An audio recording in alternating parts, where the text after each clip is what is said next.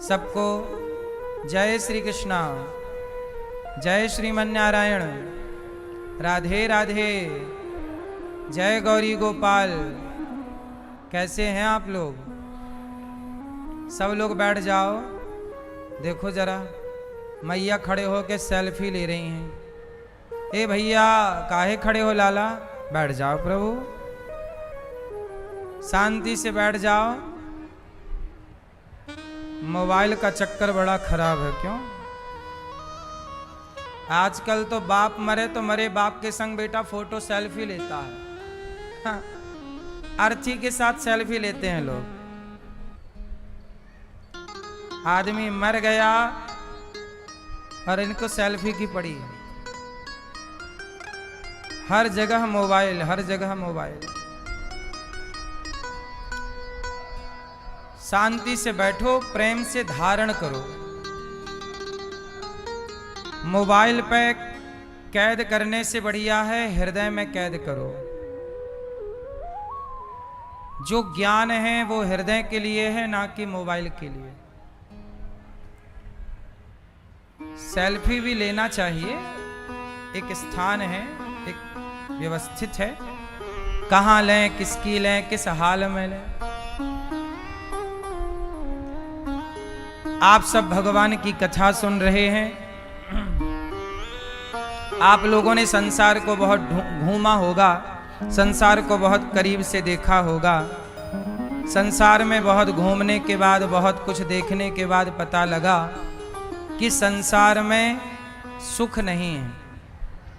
कल मेरे से किसी भाई ने एक सवाल किया, संसार में सुख है या दुख है? क्या है बताओ? संसार में क्या है, सुख है कि दुख है? संसार में क्या है, सुख या दुख? जोर से हैं? क्या है? क्या है? कुछ कह रहे हैं दुख है, कुछ कह रहे हैं सुख है। पर आपको एक बात बताएं, संसार में ना तो सुख है ना तो दुख है। इस संसार में सुख दुख कुछ भी नहीं है। तो फिर ये सुख दुख होता कैसे है? सुनो, ये सुख दुख आपकी इच्छाओं पर निर्भर करता है। जैसे आपकी इच्छा पूरी हो गई तो आपको सुख मिल गया, और आपकी इच्छा पूरी नहीं हुई तो आप दुखी हो गए। खेल यही तो है। आपकी इच्छाएं पूरी होना ही सुख है, और आपकी इच्छाएं अधूरी रहना ही दुख है। तो कुल मिला के सुख दुख तब होगा जब इच्छाएं होंगी। अब जरा सोचिए, एक मैया आने, किसी के अंदर कोई इच्छा ही नहीं है। जरा सोचो, आपके अंदर कोई इच्छा नहीं है, तो जब इच्छा ही नहीं होगी तो सुख दुख कैसे होगा? इसलिए तो शास्त्र कहते हैं, आप लोग सुख दुख पे उलझ जाते हैं, पर संत लोग सत्संग के द्वारा ईश्वर की आराधना को आराधना से इच्छाओं को समाप्त कर देते हैं, जिसके कारण सुख दुख ही मिट जाता है। सुख दुख को मिटाना हो तो इच्छाओं को मिटाइए।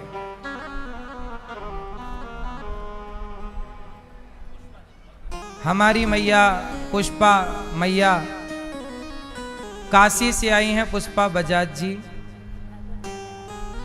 और मैया ने पहले भागवत जी सुनी थी यहाँ, और अभी आकर के इन्होंने विद्यालय जो बन रहा है उसके लिए, वृद्ध माओं के लिए, गौ सेवा के लिए, अन्य क्षेत्र के लिए, संतों के भोजन के लिए, संपूर्ण सेवाओं के लिए मैया ने सहयोग किया है।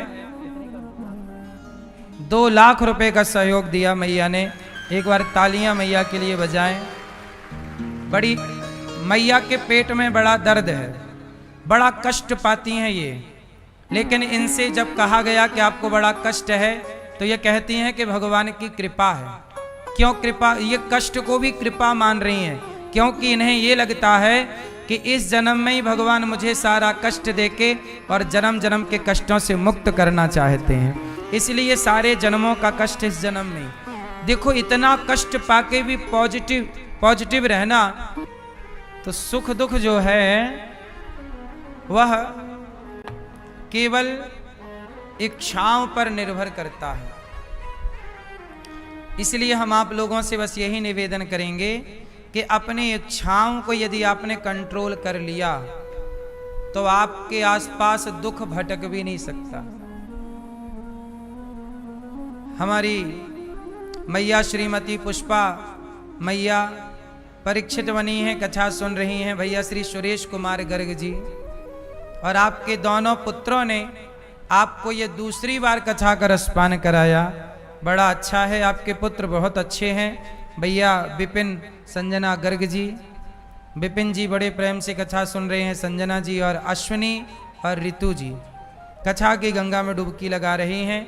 बेटी दामाद श्री प्रवीण और सुनीता वंसल जी, साथी विपिन सिंगला, बिंदु सिंगला जी, वंश गर्ग, नक्ष गर्ग, इशिका गर्ग जी, समस्त परिवार लुधियाना से आप आए हैं, पंजाब से। साथ में आज आपके चाचा चाची विजय गुप्ता जी और भगवान दास गुप्ता जी आए हैं। कहाँ चाचा चाची? आज ही आए हैं, पहले दिन से। चाची जी को राम राम, चाचा जी को राम राम, सबका साधुवाद। भागवत जी अभी 11 जुलाई से फिर यहाँ भागवत जी की पोथी पाठ बैठेंगी। आप लोग भी अपने पितरों के लिए, पूर्वजों के लिए भागवत जी के पोथी पाठ बिठा सकते हैं। कल हम लोगों ने सुना कि भगवान प्रकट हुए। कौन प्रकट हुआ? भय प्रगट कृपाला दीन दयाला कौशल्या हितकारी। भगवान का कभी जन्म नहीं होता। भगवान क्या होते हैं? जन्म हमारा होता है, भगवान प्रकट होते हैं। जैसे ही प्रकट भय उत्सव चल रहा था कि पूतना मौसी आ गई। कंस ने एक राक्षसी भेजी, जाओ जितने बच्चे पैदा हुए सबको मार डालो। पूतना मारती थी बच्चों को, मार के खून पी जाती थी। ऐसी पूतना छोटे छोटे बच्चों को मार करके खून पीती थी। आज भगवान कृष्ण को मारने के लिए पूतना आई। भगवान को मारने का प्लान क्या था कि वो जहर लगा के आई थी अपने स्तनों में। पूतना के बालक को जहर पिलाऊंगी तो दूध पिएगा, थोड़ा जहर पी के मर जाएगा बालक। भगवान को मारने आई पूतना। जब भगवान पालने पर लेटे और मैया यशोदा काम में लग गई, पूतना आ गई। बड़ी सुंदर बन करके आई है। जैसे ही पूतना को देखा भगवान ने आंखें बंद कर ली।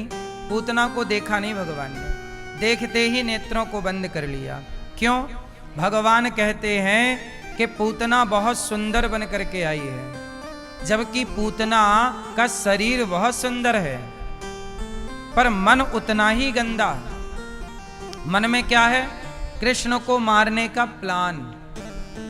अब जो बच्चे को मारना चाहती है वो पूतना तन कितना भी सजा ले पर मन में तो कपट ही भरा है। और भगवान कहते हैं कि जिसका तन सुंदर है मन सुंदर नहीं है, ऐसों को मैं देखना भी पसंद नहीं करता। भगवान ने नेत्र बंद कर लिए, मैं नहीं देखूंगा पूतना को। भगवान उसे देखते हैं जिसका मन शुद्ध होता है। आज समाज में कैसे लोग ज्यादा हैं आपको पता ही नहीं लगेगा। आपको पता ही नहीं लगेगा कि कौन साफ है, कौन कपटी है, कौन कैसा है।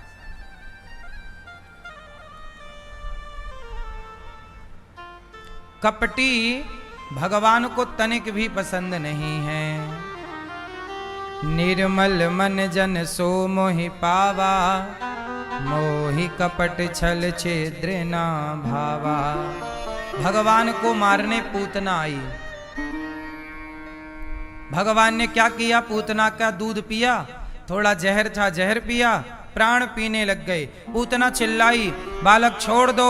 भगवान बोले, मौसी जी हम जल्दी पकड़ते नहीं हैं, और पकड़ लें तो फिर हम कभी छोड़ते नहीं हैं। पूतना के प्राणों को पी लिया। पूतना आकाश मार्ग से भगवान को लेकर चली, उड़ गई आकाश में, प्राणों का पान किया, धम्म से पूतना गिर गई, पूतना मर गई। ये पूतना कौन है? अविद्या, अज्ञान। आपको सबसे पहले किसे मारना पड़ेगा? भगवान कृष्ण कहते हैं अर्जुन युद्ध करो।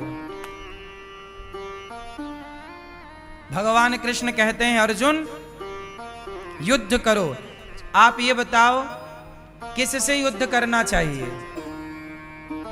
भगवान कृष्ण किससे युद्ध करने की बात कर रहे हैं? बोलो, किससे युद्ध करने की बात कर रहे हैं श्री कृष्ण? अर्जुन युद्ध करो, किससे करो? जोर से, किससे युद्ध करो अर्जुन? दुर्योधन से। ये दुर्योधन कौन है? दुर्योधन है दुर्वासना, समय का दुरुपयोग। वहां नाम ही है दुरुपयोग, धन का दुरुपयोग, समय का दुरुपयोग, मतलब हर नेगेटिविटी, हर गलत चीज का नाम दुर्योधन है। आप ये समझ लीजिए। तो भगवान कृष्ण कहते हैं युद्ध कर। किससे? अपने भीतर के लालच से, अपने भीतर के वासना से। अच्छा ये बताइए, आप लोग युद्ध करते हैं कि नहीं? करना चाहिए। आप लोगों का मन, किसी का मन पराई स्त्री में, किसी का मन पराई पुरुष में जा रहा है, तो इसका मतलब आपको अपने मन से युद्ध करना चाहिए कि नहीं? उसे सही करना चाहिए कि नहीं? आपका मन दूसरों के धन में जा रहा है, तो यही तो दुर्योधन है मन। दूसरों के धन में जो मन जाए वो दुर्योधन।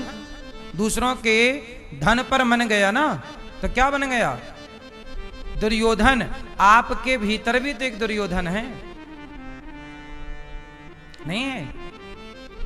तो आप अपने आप से युद्ध करिए और अपने को जीत करके दिखाइए।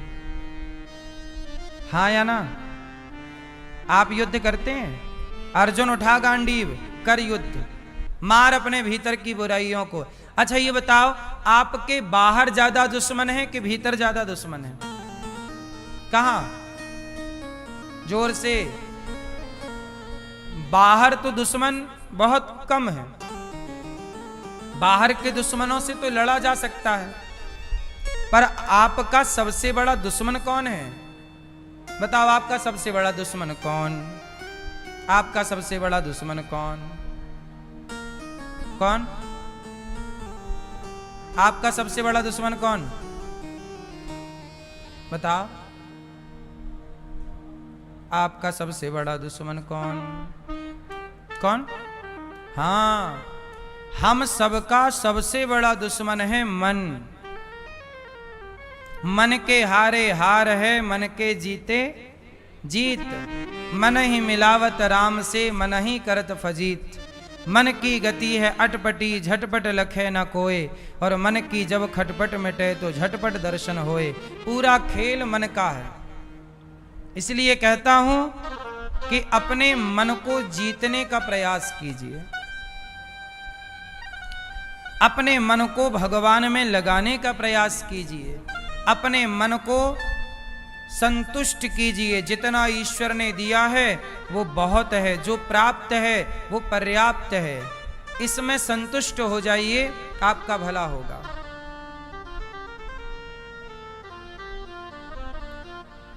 तो युद्ध जरूरी है खुद से, अपने मन को जीतना। तो भगवान ने पूतना जैसी अविद्या, अज्ञान को मारा। आपके भीतर भी जो अज्ञान है, उस अज्ञान से लड़ो और उस अज्ञान को समाप्त करो। आज बताइए, समाज में अज्ञान ज्यादा है कि ज्ञान ज्यादा है? बोलो, समाज में ज्यादा क्या है? हैं? अज्ञान। हमारे देश में सबसे ज्यादा अज्ञान है। कैसा ज्ञान है? अब देखिए ना, हमारे देश में लोग गुटखा खाते हैं और कहीं भी थूक देते हैं। ये ज्ञान है या अज्ञान है? ज्ञान होता तो भारत माता को गंदा क्यों करते, कहीं भी क्यों थूकते? और ज्ञान होता तो गुटखा ही क्यों खाते? आप गुटखा खा रहे हैं, आपसे पूछा जाए कि आप गुटखा खा रहे हैं, बताइए आपका क्या फायदा है गुटखा खाने से सिवाय नुकसान के? जब आपको पता है कि गुटखा खाने से नुकसान है फिर भी आप खा रहे हैं, तो बताइए आप ज्ञानी हैं या अज्ञानी हैं? आप अपनी मां का अपमान कर रहे हैं, ये ज्ञान है कि अज्ञान है? बोलो। आप किसी बहन बेटी को गलत नजर से देख रहे हैं, ये ज्ञान है कि अज्ञान है? आप सड़क पार करते हो, ना इस तरफ देखते हो ना इस तरफ देखते हो और चल पड़ते हो, और इसी चक्कर में आपका या आपके चक्कर में दूसरे का एक्सीडेंट हो जाता है, ये ज्ञान है या अज्ञान है?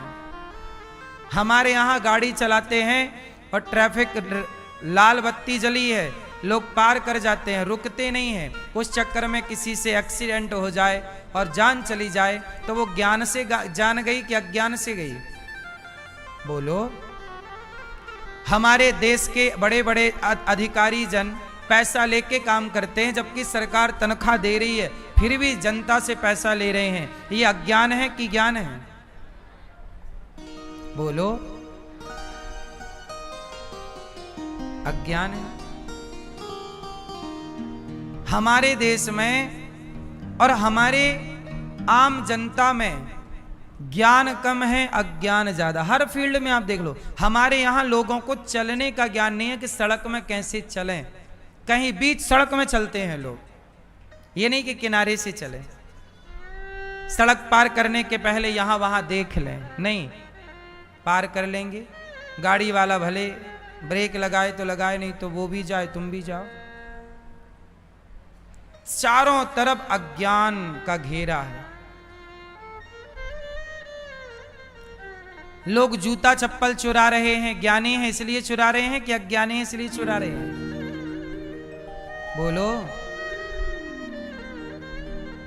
सच बताओ, इस संसार की कीमती वस्तु क्या है? इस संसार में सबसे कीमती क्या है? सोना, हीरा, मोती या ज्ञान? इस संसार में सबसे कीमती क्या है? बोलो।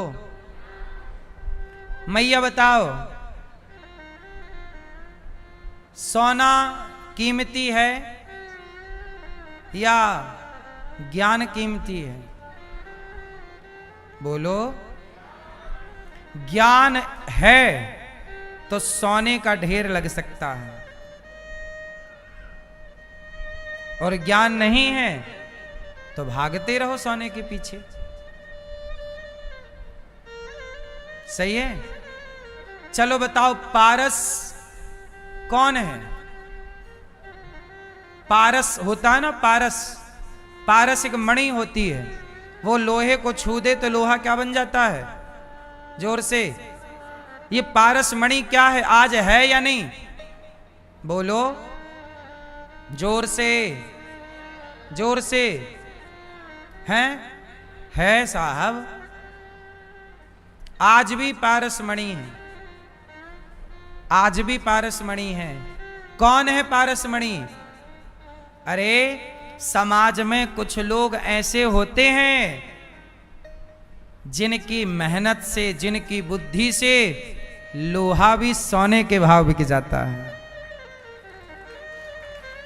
एक बात बताओ, मर्सिडीज गाड़ी है, BMW है, उसमें सोना लगा है कि लोहा लगा है? जोर से। लोहा, पर सोने के भाव बिक रहा है कि नहीं उसका लोहा? जैगवार है, बड़ी बड़ी, और मैं नाम नहीं जानता, और क्या है बताओ जरा दो चार हैं? अरे वो तो सस्ती है। सुनो, हाँ डिफेंडर। अब सोचो इन गाड़ियों में भी लोहा लगा है और मारुति की गाड़ी में भी लोहा लगा है। बोलो हाँ। और सबके लिए लोहा बना रहा है टाटा। वही टाटा का लोहा मर्सिडीज में लगा, वही टाटा का लोहा मारुति में लगा। पर देख रहे हैं? बोलो हाँ। तो वो व्यक्ति जो लोहे को भी सोने के भाव बेच रहा है वो खुद पारस है या नहीं? व्यक्ति पारस है साहब। आपके समाज में जो अच्छे लोग हैं, जो समाज का उत्थान कर रहे हैं, वो व्यक्ति ही पारस है। आपका पति या आपका बेटा, आप लोग कितने गरीब थे, लेकिन आपने अपनी मेहनत से उस गरीबी से निकलकर आपने अपने लिए सारी सुविधाएं इकट्ठी कर ली। कल तक आप किसी के घर में नौकरी करते थे, आज तुम्हारे घर में 100 लोग नौकरी कर रहे हैं, तो तुम ही तो पारस हो। आप पारस हैं या नहीं? इंसान ही पारस होता है साहब। कोई पारस नाम का कोई पत्थर वत्थर रहा होगा कभी किसी कालखंड में, हम खंडन नहीं करते उसका कि नहीं था, रहा होगा, है, उसका जिक्र तो रहा ही होगा। पर वर्तमान में एक अच्छा कर्मठ व्यक्ति जो कार्य कर रहा है देश के लिए, समाज के लिए, परिवार के लिए, गांव के लिए, अपने मोहल्ले के लिए, अपने क्षेत्र के लिए, राष्ट्र के लिए, बताओ वो क्या है? पारस है या नहीं? जिस व्यक्ति ने अपने परिवार की गरीबी दूर की हो,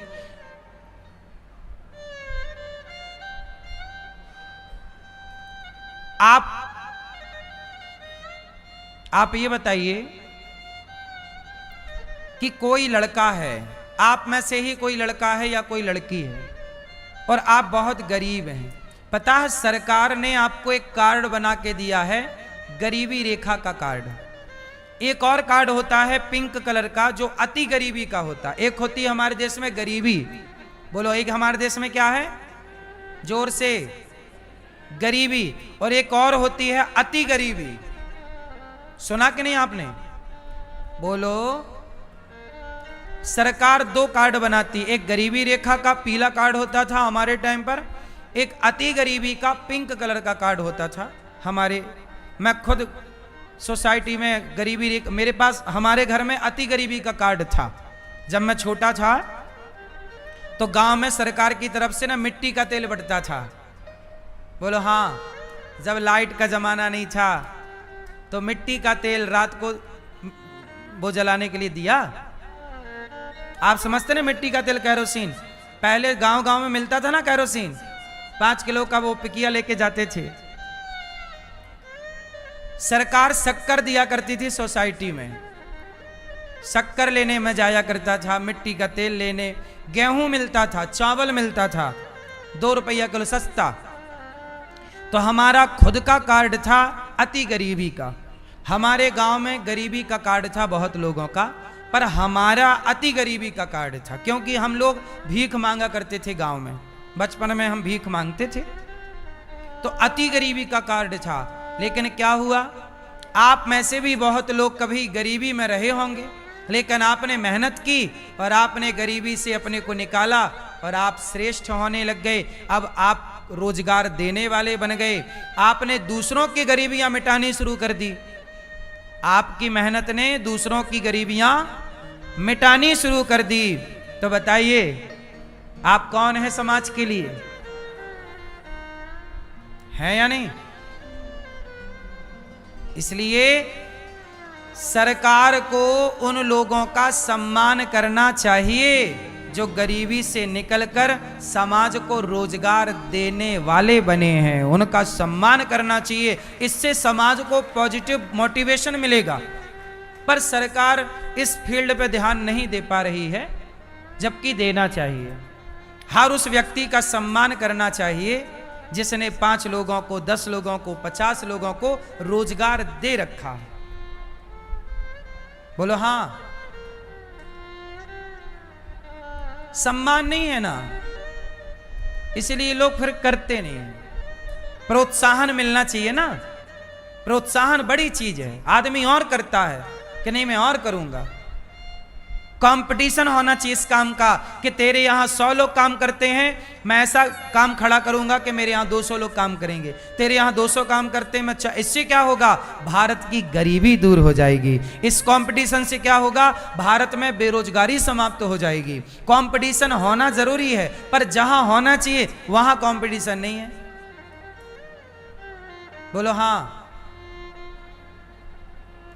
क्यों जी, बात सही है कि गलत है? इसलिए भगवान श्री कृष्ण ने पूतना को मार दिया, क्योंकि पूतना का शरीर सुंदर था, मन सुंदर नहीं। इसलिए भगवान की दृष्टि कभी हम पर पड़ेगी तो हमारे शरीर पर नहीं पड़ेगी, हमारे मन पर पड़ेगी, हमारे विचारों पर पड़ेगी। परमात्मा कभी शरीर को नहीं देखते कि आपका शरीर गोरा है कि काला है। भगवान नजर रखते हैं आपके मन पर कि आपके विचार क्या चल रहे हैं, आप सोच क्या रहे हैं, आपके मन में भावनाएं कैसी हैं, पवित्र हैं कि अपवित्र हैं, अच्छी सोच है कि बुरी सोच है। आपके सोच पर काम होता है पूरा। खेल किसका है? विचारों का। कोई महान बनता है तो शरीर से महान नहीं बनता, कोई महान बनता है तो अपने विचारों से महान बनता है। स्वामी विवेकानंद जी शरीर से महान नहीं थे, स्वामी विवेकानंद जी अपने विचारों से महान थे। बोलो हाँ। तुलसीदास जी का शरीर कैसा था? मीराबाई का शरीर कैसा था? शिवाजी का शरीर कैसा था? कौन जानता है? लेकिन उनका मन कैसा था, उनके विचार कैसे थे? आज भी उनके विचार समाज फॉलो करती है। आज भी मीराबाई, तुलसीदास जी और शिवाजी और महाराणा प्रताप के विचारों पर लोग चलते हैं, क्योंकि हम मर जाएंगे पर हमारे विचार धरती पर सदा जीवित रहेंगे। इसी को कहते हैं अमरता, कि वो व्यक्ति अमर हो गया। हम सब मर जाएंगे पर हमारे विचार सदा सदा के लिए। भगवान कृष्ण की गीता क्या है? कृष्ण का विचार ही तो है, कृष्ण के थॉट ही तो हैं। भगवत गीता क्या है? बताओ। भगवान कृष्ण के क्या है? विचार हैं। गीता में क्या लिखा है? भगवान कृष्ण के विचार लिखे हैं, थॉट लिखे हैं, विचारधारा लिखी है, समाज के लिए प्रेरणा लिखी है, ज्ञान लिखा है। भगवान कृष्ण तो गीता सुनाकर अपनी लीला पूरी करके अपने धाम को चले गए, लेकिन उनके विचार आज तक जीवित हैं या नहीं? घर घर सुने और पढ़े जा रहे हैं कि नहीं? मुंशी प्रेमचंद्र जी चले गए, पर मुंशी प्रेमचंद्र जी भले चले जाएं, पर उनका विचार इस धरती पर जब तक ये धरती रहेगी तब तक गवन गोदान के रूप में उनका विचार जीवित रहेगा। उनके उपन्यास जिंदा रहेंगे। गवन गोदान उन्हीं की रचना है, पंच परमेश्वर उन्हीं की रचना है, मुंशी प्रेमचंद्र की। बोलो हाँ।